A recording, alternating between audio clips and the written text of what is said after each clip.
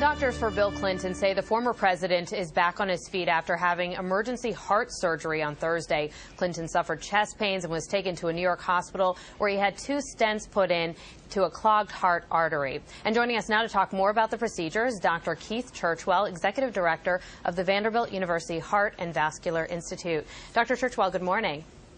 Good morning. We heard the doctor who treated President Clinton talking shortly after the procedure, and he said that about 2 hours after the surgery was over, President Clinton was doing well. How serious of a scare was this, in your opinion? Well, any chest pain like this, or what we would call an unstable anginal episode, is serious. It's important that he identified it, talked to his doctor, and got to the hospital as soon as possible. Explain to us the surgery, what it entails, and what the stents can do for President Clinton's heart.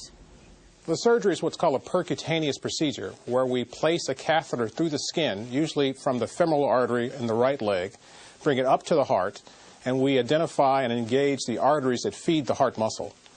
We're able to place the catheters in that area, then place what we call contrasts, and to identify whether there's a blockage. I'm sure they went and looked at his native arteries, the arteries he was born with, and also looked at all the bypasses. And it turned out that he had a significant blockage to one of the bypass grafts that were placed 5 years ago.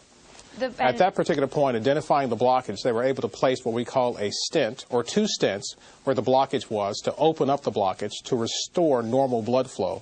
And at that point, they were done with the procedure. And you mentioned he had heart problems a number of years ago. Was it surprising that something like this would happen again?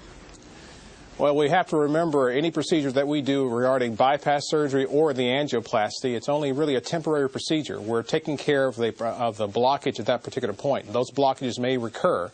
And it's not unsurprising that at the time of bypass surgery after 5 years that one of the bypass grafts can tend to block again.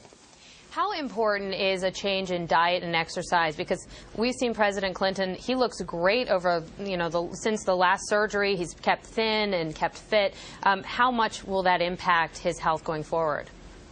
Well, I think it's extremely important. He did what ideally you should do after having a procedure that he had 5 years ago. What he's trying to do is try to decrease the risk of this happening again. Unfortunately, it did, but ultimately, with this procedure, the hope will be that it won't happen again. It'll decrease his risk in long term significantly. All right. Dr. Keith Churchwell. Dr. Churchwell, we really appreciate it. Thank you.